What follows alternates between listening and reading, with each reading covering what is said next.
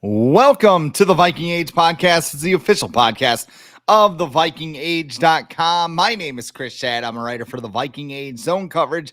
Bring me the news and the Brookings Register. And my co-host is Adam Patrick, who is the managing editor of the Viking Age.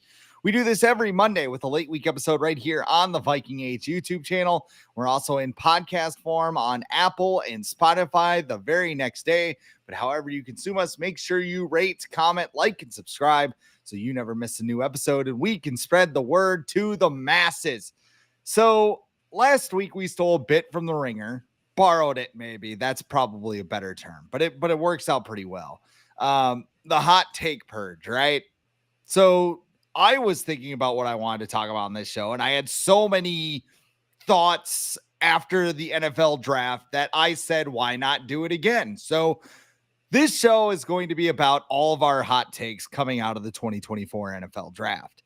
And I have a bunch of them. I'm sure you have a bunch of them, Adam. Should be a good show, I think. Yeah, I think so. It's always fun to just spew fire after the NFL draft because there's just so much that goes on, during the draft with the Vikings and even without, not related to the Vikings. We had we talked about Kirk Cousins a lot on Friday with all the Michael Penix stuff. And that hasn't seemed to get any better for Kirk. And every time the Falcons speak, it seems like they make it worse. But we don't have to worry about that anymore because we got plenty to talk about when it comes to the Vikings. Did you read the Albert Breer article that came out today where it was I did not. Yeah, so it's basically how all three, the Vikings, Falcons, and Broncos, all came together on their quarterback. And the Falcons came out and they're like, well, we won't be picking in the top 10 for a long time. And so Fontenot, what's his name? Terry Fontenot, is that his name for the Falcons? Yep.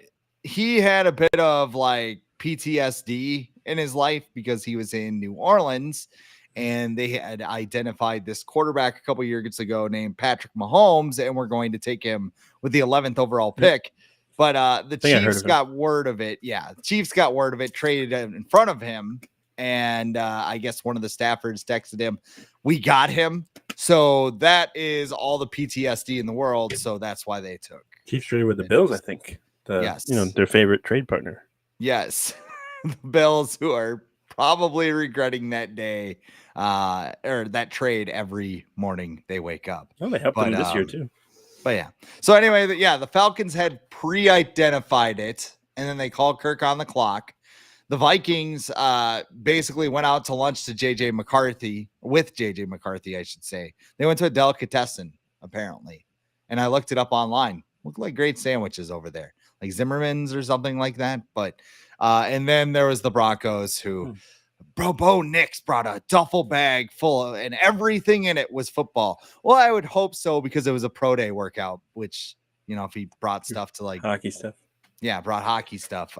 We might be. I wonder what JJ McCarthy ordered. I'd like to know that. That is what I was wondering. That's why I looked it up because I was hungry. Is he a Philly cheesesteak sub guy? Is he a chicken finger sub? Is he a what would be the sub? What would be the warning sign that would tell you we're not drafting this dude? Probably if he got just like cold tuna sub. Tuna's a warning sign. Just nothing exciting about that.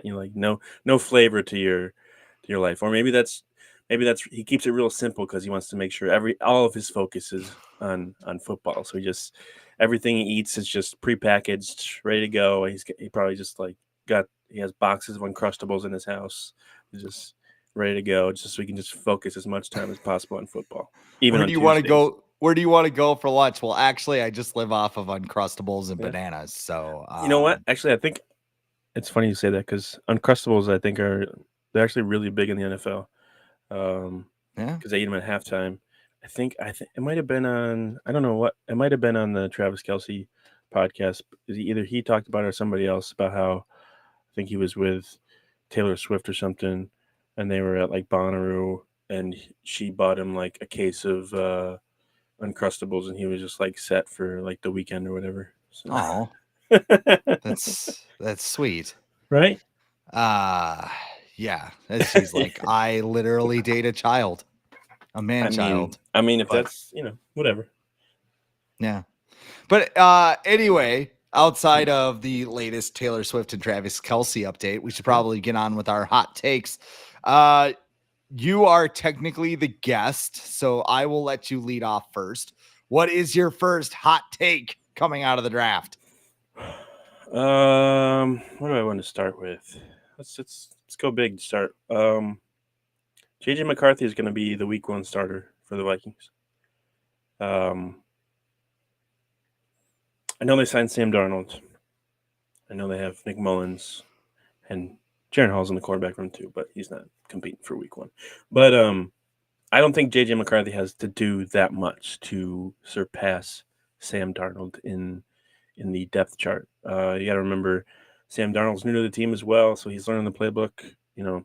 He's had maybe a month longer to learn the playbook, and he might be familiar with some of the schemes and terminology that they run with Kevin O'Connell, because he was with Shanahan last year, and he's got McCown as well as a former teammate. But I just think McCarthy isn't going to have to do a whole lot to surpass Sam Darnold in training camp. I think he's just, in order for him not to start, I think he'd have to be, pretty bad in training camp and preseason.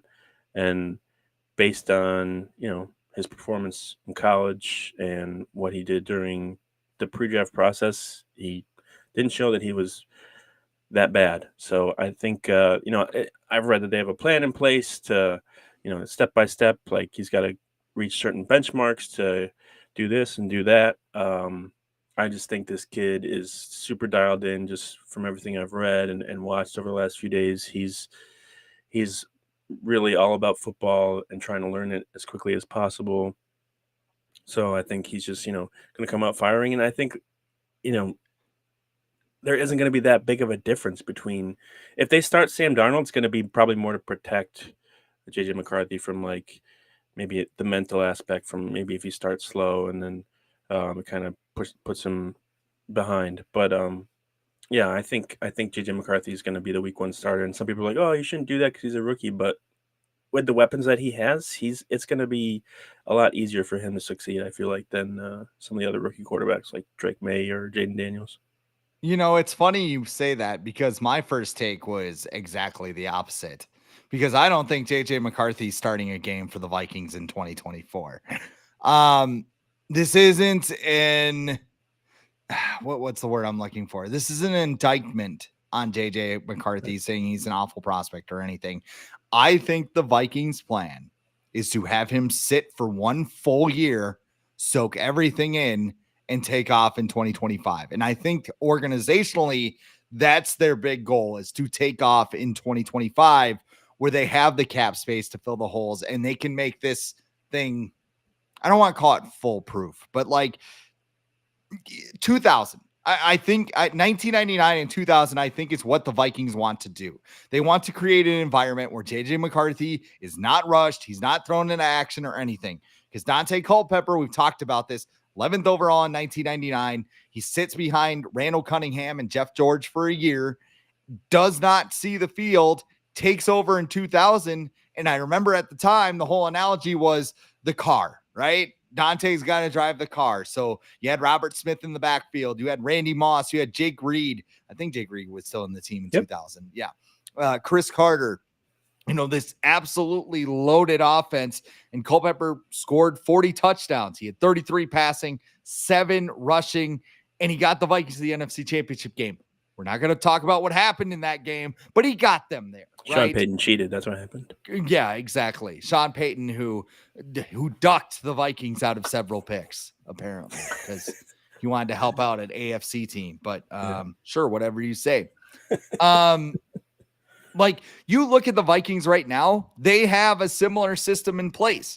Sam Darnold, everybody is like steadfast against Sam Darnold starting, and I don't want to see it. But at the same time, Kevin O'Connell's out here saying we like Sam Darnold a lot. He was our number 1 target to be a bridge starter. Could that wind up being the whole year? Possibly. I mean, if Sam Darnold's a train wreck, they're going to go to somebody. But if JJ McCarthy isn't hitting it, and I think I agree with you, and I think that it will happen faster than people think. But at the same time, I can see the Vikings coaching staff like, no, we're not doing this until he is absolutely ready. And if that's the case, they might go to Nick Mullins, who had 300 yards and multiple touchdowns in each of his starts. Yeah, he had 8 interceptions, but if Sam Darnold sucks and you're in a big hole, why throw him out there? Because we've seen this before. Tavares Jackson, 2006, he goes in, he's awful. Christian Ponder goes in 2011 because Donovan McNabb ate at Burger King and McDonald's the first 5 games. He wasn't that great. Teddy Bridgewater had to come in earlier than expected. He did pretty well, but I mean, the Vikings aren't going to rush this. They've said it multiple times. I don't know. Like, the heat has kind of gone to a simmer as I'm talking about this and talking this through, because I want JJ McCarthy to start games. I want to see him in game action, but at the same time, I don't think the Vikings are going to rush it. No, I don't think they're going to rush it too. I don't think they're going to put him in a situation where they're going to set him up to fail. I also think his situation, with coaching staff and players, is a lot better than Christian Ponder, Teddy Bridgewater, Tavares Jackson. Like, he's literally, it's similar in the way that Culpepper was, where he comes in and he has the weapons. I will say that I think, from comparing 20 years ago, I think the patience level with everyone involved with the team is a lot lower than it was when Culpepper was coming out, because compared to what the Packers, what the Packers did with Jordan Love, that's very rare, and they also had the luxury of having Aaron Rodgers, who was an MVP for 2 years. They were expecting him, I guess, to fall flat on his face, and that didn't happen. And then you look at a team like the Chiefs; they had a solid veteran in Alex Smith as well, who had already proven that he can lead a team to the playoffs and win. Sam Darnold's not that. He's not Aaron Rodgers. He's not Alex Smith. I'm not saying that your take is wrong, because I think they're strongly going to consider sitting him at least to begin the year. I just think there's the bar to surpass Sam Darnold in training camp or the preseason is not going to be hard. Like, if he makes a couple plays in the preseason, I think it's going to be hard for the Vikings to and there's going to be a lot of noise from the outside too, like fan base wise and everything. Like, so as soon as if they start Sam Darnold and he starts throwing picks, guys in the locker room are going to start chirping, fan base. So, like, it's going to avoid that, and then have the whole excuse for the whole year if he struggles, be like, oh, he's a rookie. He's going through growing pains now. Just let him go. Because you see certain things, like you see Bryce Young and he struggles, and you're like, oh, that's why you should sit guys. And it's like, well, it just depends on the guy. So if the Vikings believe JJ McCarthy's ready, I feel confident in him being out there. And if they want to sit him, I'm fine with that too. So I guess our hot takes are just kind of like, we're fine with either way. Pretty much. I mean, we're more just sitting here guessing what the Vikings are going to do, right? I mean, if we get to week 8, you're going to have people panicking like, oh, he's a bust. He must not be. Well, no, like, they probably don't want, like, one of the quotes in that Albert Breer story, and I'll let you get to your next hot take in a second, but it was JJ McCarthy shaking Kevin O'Connell's hand, and he goes, I would run through a brick wall for you. Yep. And Kevin O'Connell says, I appreciate it, but if you have to run through a brick wall for me, I'm not doing my job, or something along those lines. So yeah, powerful, right? Like, again, everything is so dramatic with the Vikings. It's just like, we're talking about quarterbacks in church. Like, Kevin O'Connell went like, like it's Christmas Eve in the manger or something like that. Sorry if you're super religious. Don't want to offend anybody, but I'm just making a joke. I gotta say, JJ McCarthy certainly knows what to say. Yes, whether it's to coaches or the media or whatever, he's very media well trained. Jim Harbaugh trained him well, I would say, during his time in Michigan. And he went to, like, didn't he go to like IMG or something? Yep. Which is like, that's not a school. It's for sports. You're not going there for school. Their tagline is you don't come here to play school. We're not here to play school. Cardell Jones. Oh man. Yeah. So yeah, because everything, I think in the phone call when the Vikings called JJ McCarthy to let him know he was being drafted, he told Kevin O'Connell, like, "Oh, I would have waited all day and the other 2 days for you guys," and just like, all right, well, I'm sure you told this to everybody. Put that in a power ballad. Right, but apparently the Vikings were his top choice or one of his top choices, and obviously also, what else is he gonna say? But yeah, I'll get to my next hot take. It's like I'll say this quick, but like when Malik Neighbors, there's that Instagram video before the draft, and he's like, "Hey, what about that New York quarterback?" He stops the video. Just yeah, Daniel Downs. Yeah. Did you see he called him that? He called him Daniel Downs. Daniel Downs. Yeah, it's going well over there in New York. It's really good. They definitely should have passed on JJ McCarthy. Thanks for doing that, by the way.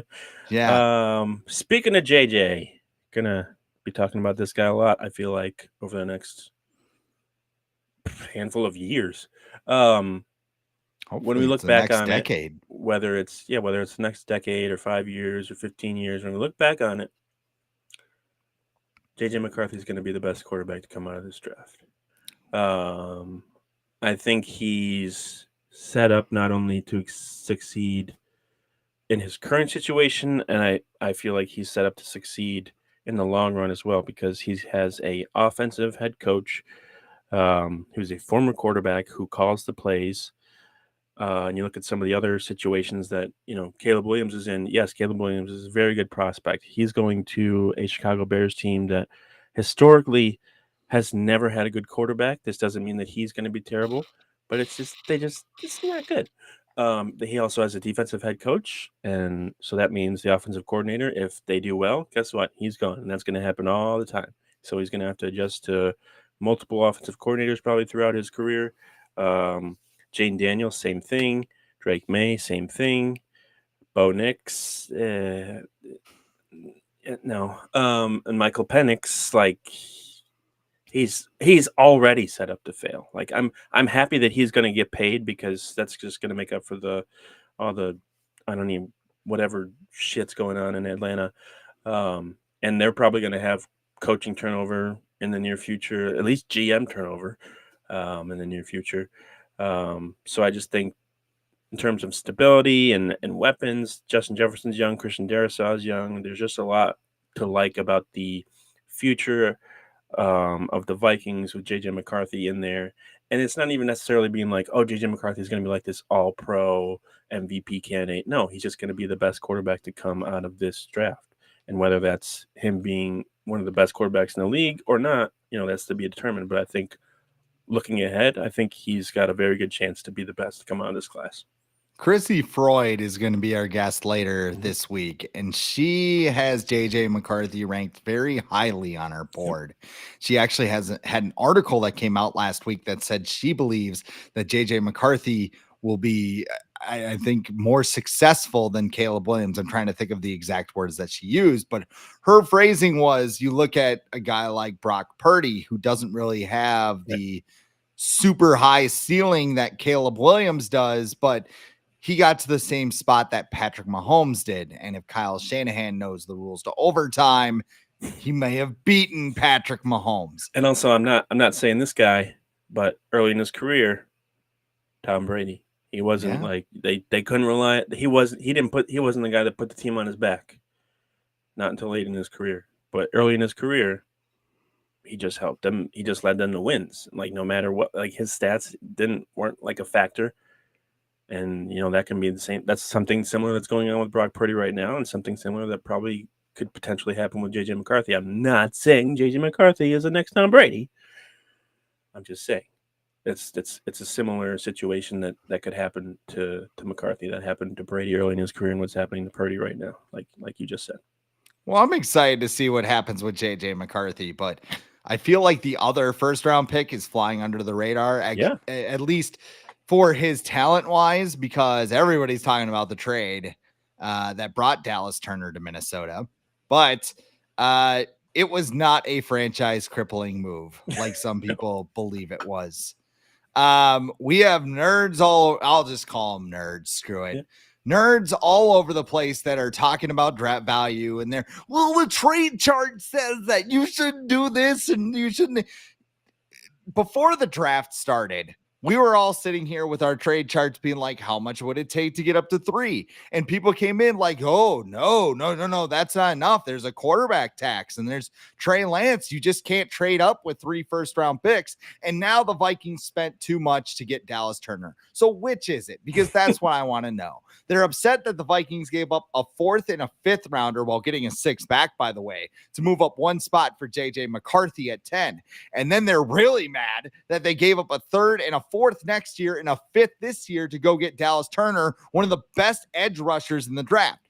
Mel Kiper Jr., with his pumpkin pie and his 6 cans of Ready Whip and his mashed potato pizza and his hellacious eating habits, he comes out, he gives the Vikings a C because they mortgage the future. First of all, that's not the assignment of a draft grade. You're supposed to grade the draft, not what's going to happen in the future. The Vikings have a 1st and they have 2 5th-round picks. They may also get 2 3rd-round picks because they've lost so much over the offseason as comp picks. So there is that. But here's the thing. Who are you taking in the middle rounds of the draft that could have the same impact as Dallas Turner? Like, Turner could be a bust, but what, you wanted that? Look at what year was it? The Darisaw draft, right? They trade down, they get Christian Darisaw, and they get 3 or 4 picks in the 3rd round. With those picks, they take, not in order, I can't really remember, Kellen Mond, who was a bust. What? They took Chaz Surratt. Yeah. Kellen Mond's still in the league, but he's with the Saints. But Chaz Surratt, who actually isn't a bad player with the New York Jets. He's with the Jets, right? Yeah. Yeah, he's kind of like a reserve guy. He's like a special teams guy. Yeah.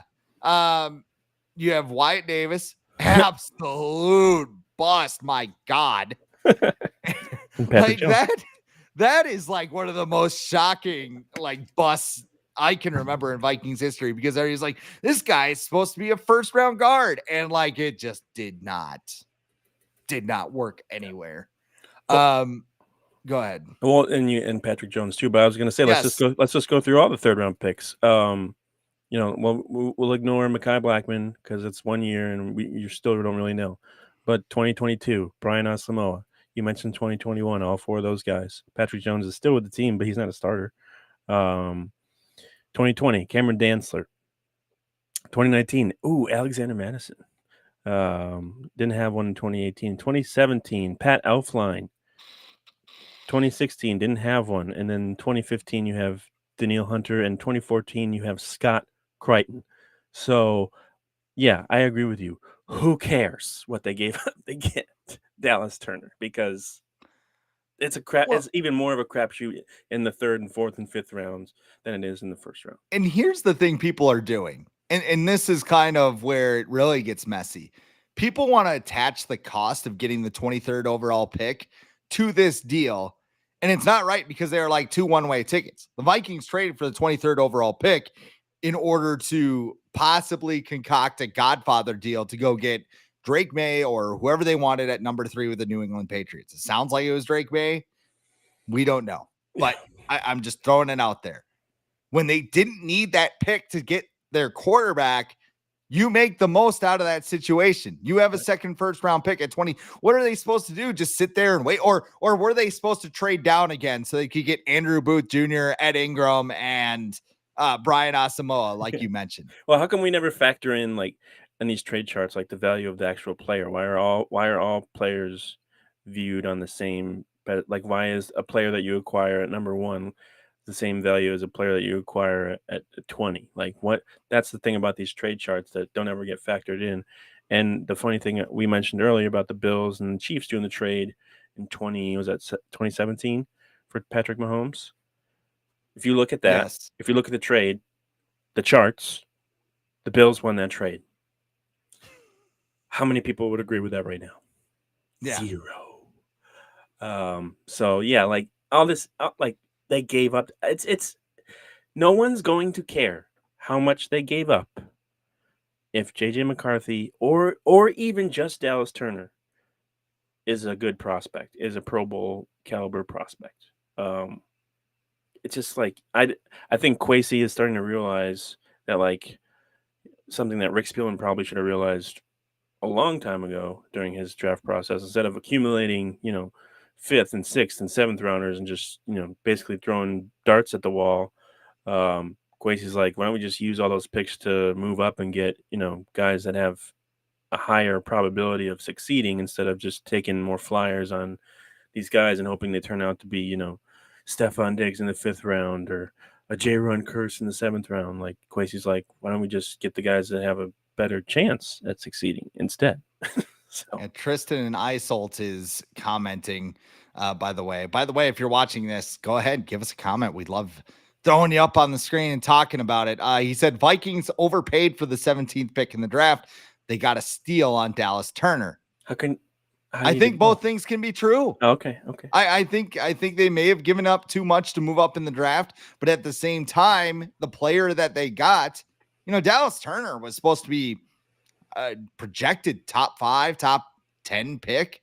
And then, 14 offensive players go off the board. It's like there were 2 separate drafts in the first round. There was the offensive draft and there was, or maybe you can even single it out even further and call it the quarterback portion of the draft because 6 went in the first 12 picks. And I don't think, I mean, that's basically what happened. They wound up getting a steal on a player that should have gone a lot higher in the draft. And to, take the explanation from Terry Fontenot from the Falcons, the Vikings don't expect to be a bad team in 2 or 3 years, one or 2 years, I guess.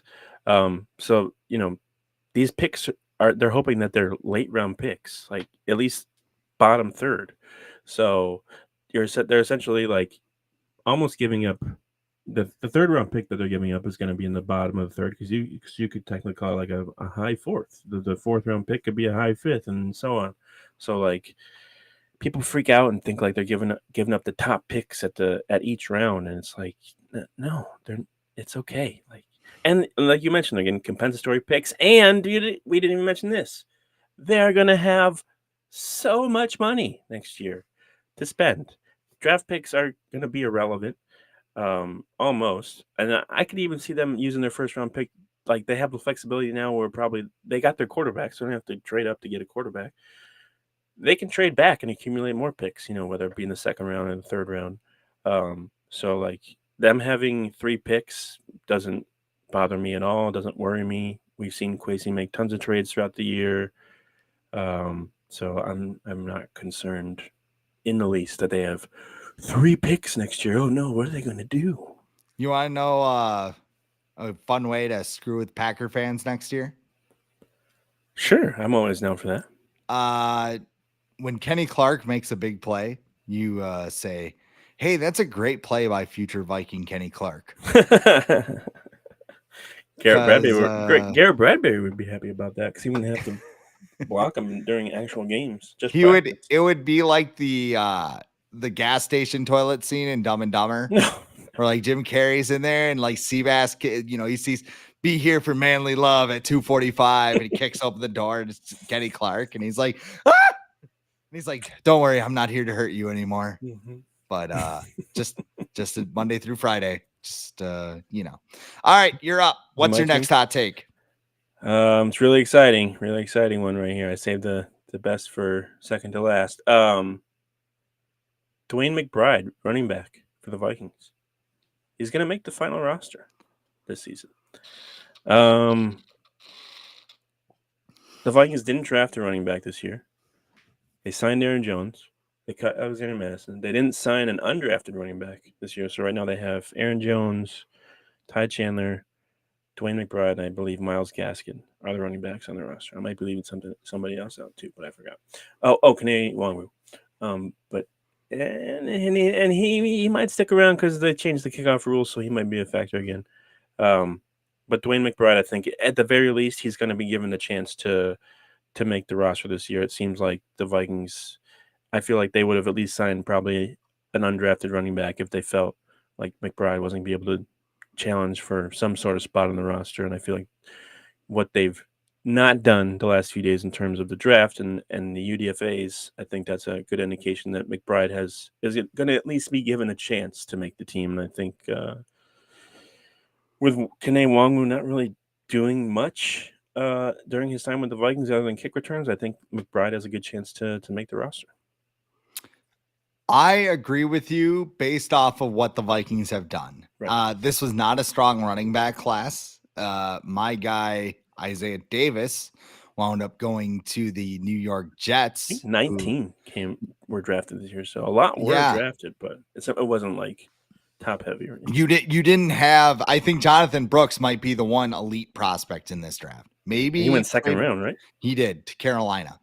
So Adam Thielen's got another guy to share the ball. They drafted a receiver in the first round too. Did you hear the receiver? Xavier Leggett? Yeah, he sounds awesome. like Farmer Fran from the Water Boy. Yes. Or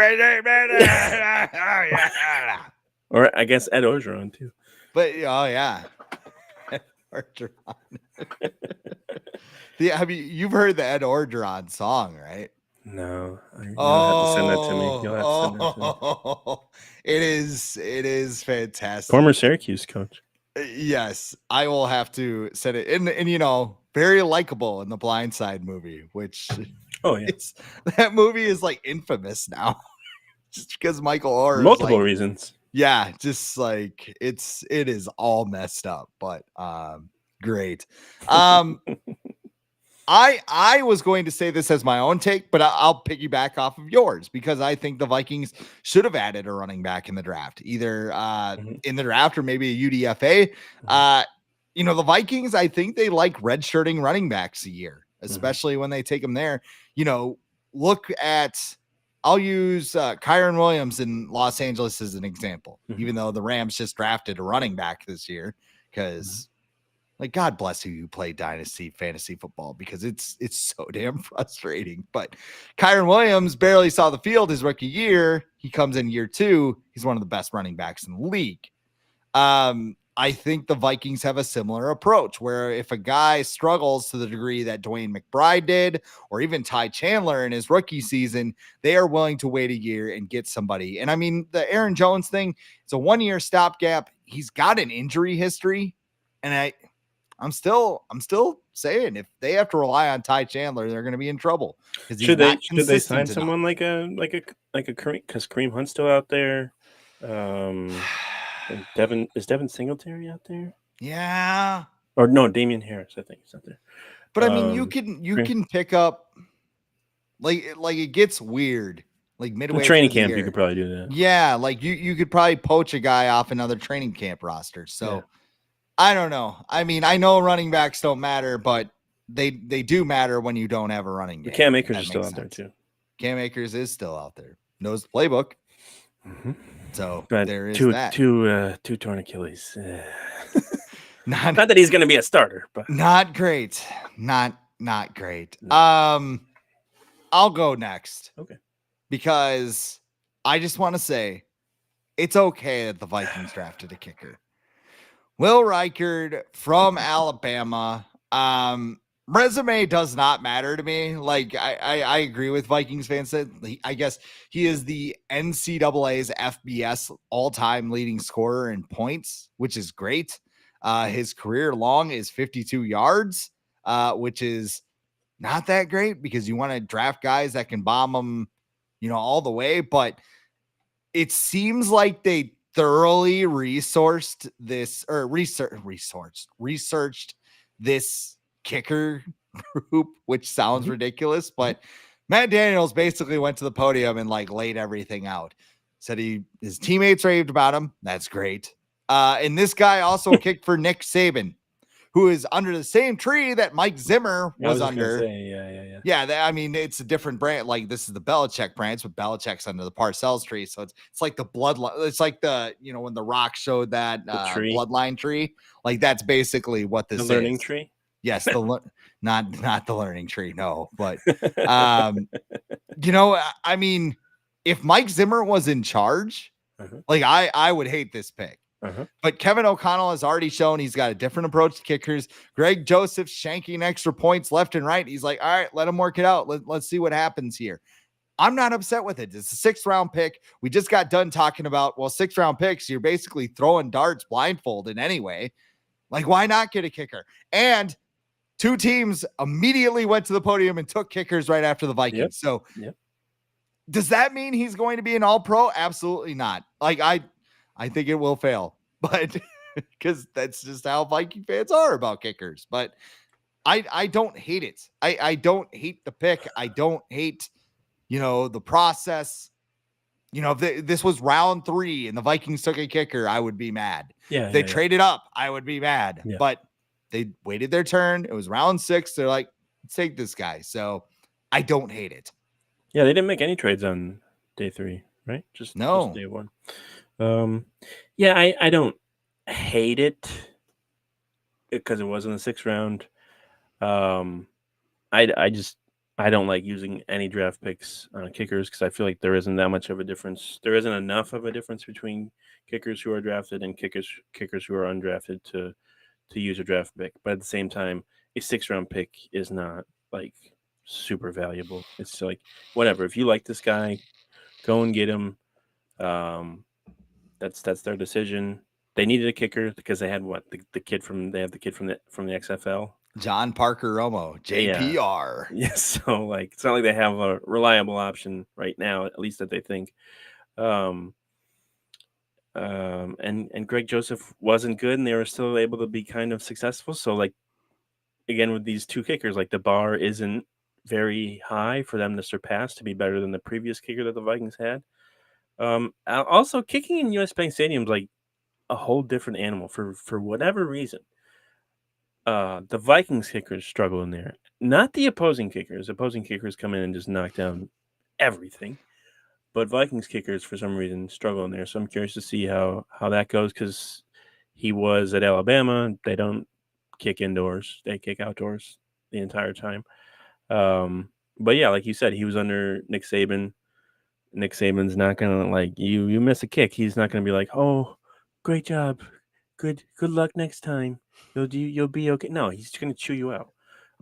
He's gonna be Dude like, seeing for sale signs in his front yard as it goes wide left. he's gonna be like, don't look at me for a week. You just cost us the game. So he's used to that pressure. Alabama's got a lot of. You go to Alabama and you're a kicker, you might have the most pressure on you in the entire nation. So he's got that going for him. It seems like he can handle it. So I'm just curious to see what he can do. I just don't like drafting kickers. It's I don't know if it's maybe because it's never really worked out for the Vikings. Blair Walsh did really well rookie year, and then Mike Zimmer came and just exploded his brain. And then Daniel Carlson, we know about that. And then Daniel Carlson. Did you see? I think it was Rick Spielman. Somebody posted a clip of Rick Spielman talking yesterday or over the weekend about how I think he was talking about the Bears drafting a punter and Spielman was saying how like, oh yeah, I drafted lots of punters and kickers, and sometimes you end up cutting them like 2 days later or whatever. And not just a punter, they drafted a nuclear weapon. Iowa's Torrey Taylor, who kicked the Hawkeyes into the college football playoffs single-handedly. I thought you were talking about who the Vikings drafted, which was who did they draft? Jeff Locke? Is that the guy? Jeff Locke? Jeff Locke. Oh wow, what a weapon he was. Yeah. So yeah, I in general I don't like it, but I'm not like, oh, give them a D- because they drafted a kicker in the 6th round. No, it'll be okay. I'll be able to get over it and sleep at night. All right, my final hot take. I don't know if it's too hot, but we'll go with it. The ending might be. The Vikings need a better plan at left guard. They didn't do anything in the draft. They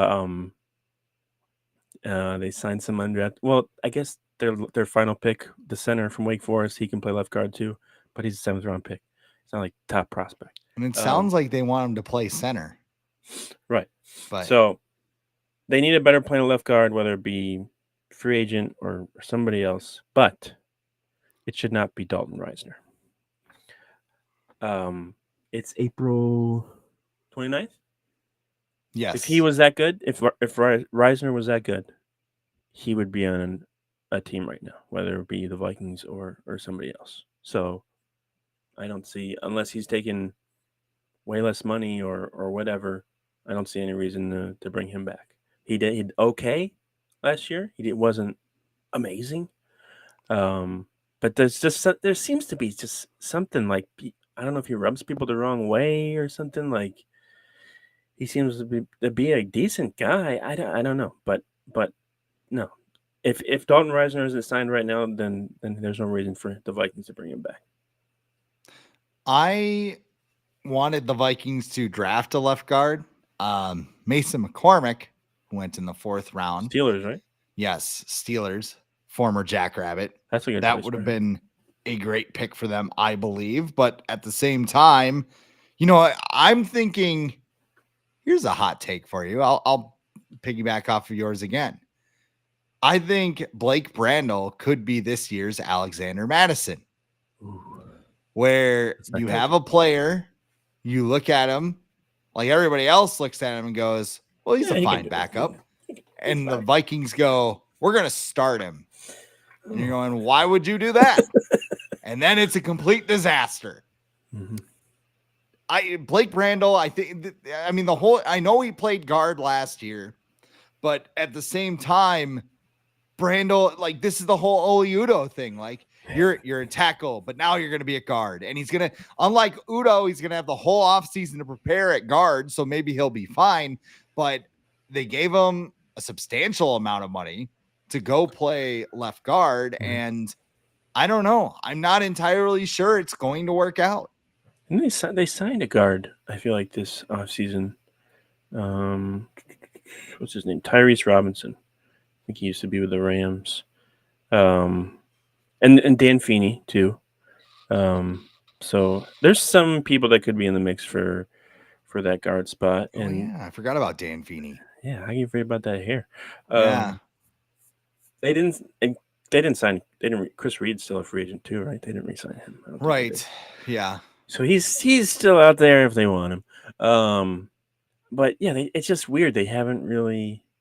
I don't know if they're waiting on somebody to be free or waiting for June 1st, something like that, to get a lower cap hit. But yeah, they need some sort of plan at left guard, because it doesn't seem like they do, because Garrett Bradbury, not the greatest at interior blocking, neither is Ed Ingram. So you need at least somebody in there to block a defensive tackle like a Kenny Clark or Dexter Lawrence, guys like that, because teams are getting better on the interior defensive line. And so your offensive line has to be better too. And now that you have your quarterback, JJ McCarthy, you got to invest in protecting him now. That's got to be a big priority now moving forward. So yeah, I don't know what they're doing at left guard. I don't know. Maybe they got some secret plan that we don't know.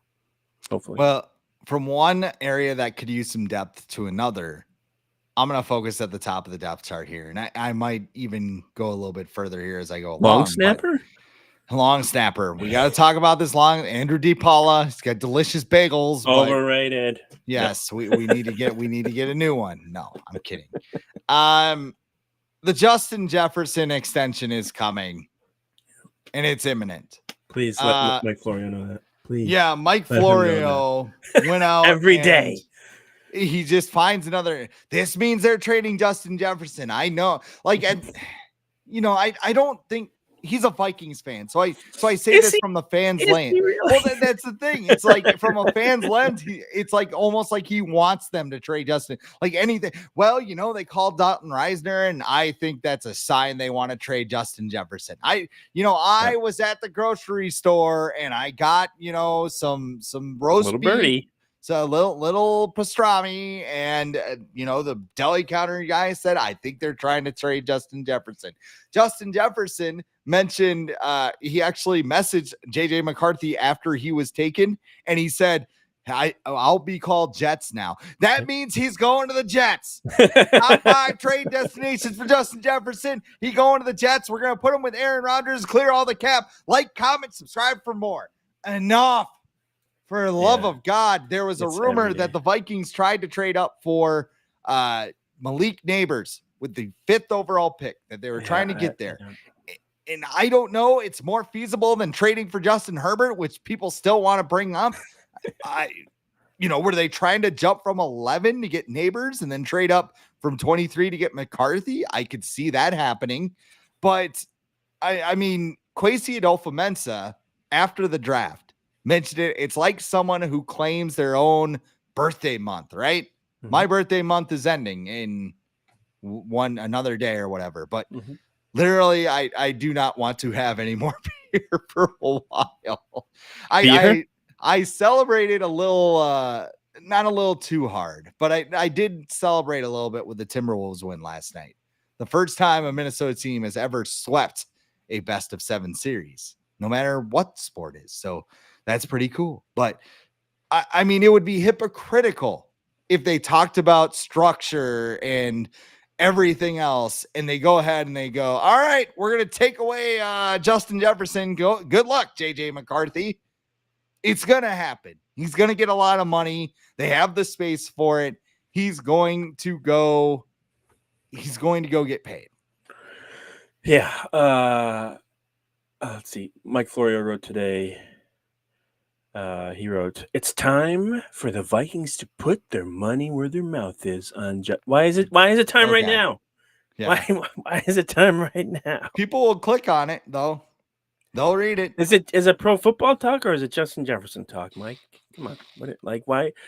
I don't understand the constant like I don't know. He's doing the classic like old Vikings fan fear mongering that was going on this entire time, before free agency with Kirk Cousins, before the draft, leading up to them, trying to get a quarterback. It was like, oh, well, Vikings fans better be prepared because they might get, a defensive lineman and a quarterback. And it's like, no, they've been working out every quarterback like they've been having week-long sleepovers with every quarterback. But those are just giant smoke screens to just take up their time so they can get a defensive lineman. So it's just I don't know what the obsession is with Mike Florio. I know he has sources because he's been in the game for a while, but like sometimes I feel like people might tell him things to throw him off because that Malik Neighbors thing, like how in the world can that be true? That would make no sense for the Vikings to do that, to give up draft capital, a lot of draft capital, to get up and get a wide receiver when you have Justin Jefferson and Jordan Addison and TJ Hawkinson. Like, could that be an indictment on Hawkinson's availability, though? It could, but you don't give up that much money for a third wide receiver. This is true. Or even a second. Yeah. It just wouldn't have made any sense at all. People would have been more pissed about that than they are about the trades they lost or whatever to get Dallas Turner and JJ McCarthy. But like, I don't know. Like, just I don't understand the obsession that is every day. Mm-hmm. Every day. It's like, oh, the more they wait, the higher the price.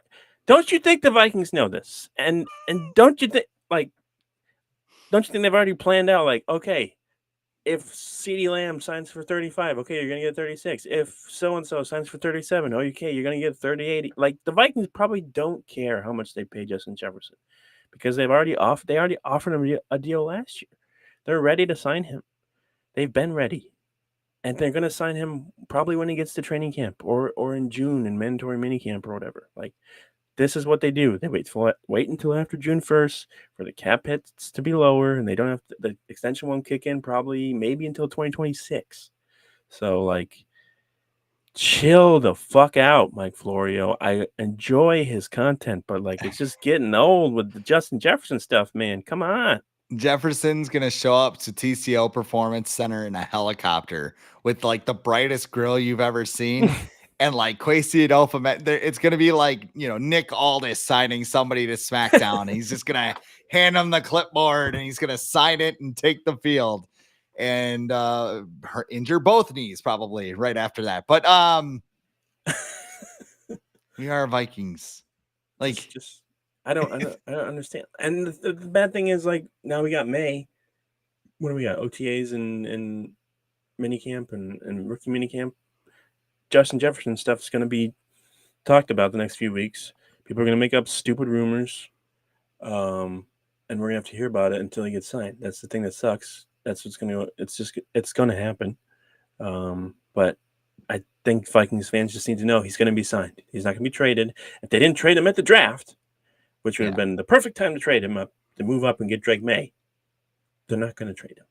They don't really even have a lot of leverage right now. Like, people would be like, cool, so now we can get draft picks for next year and we have to pay Justin Jefferson? Yeah, we'll give you 3 first-round picks for that for sure. Yeah, no. So I think he's sticking around for a little bit. All right, let's wrap things up here. I'm all out of hot takes. Same.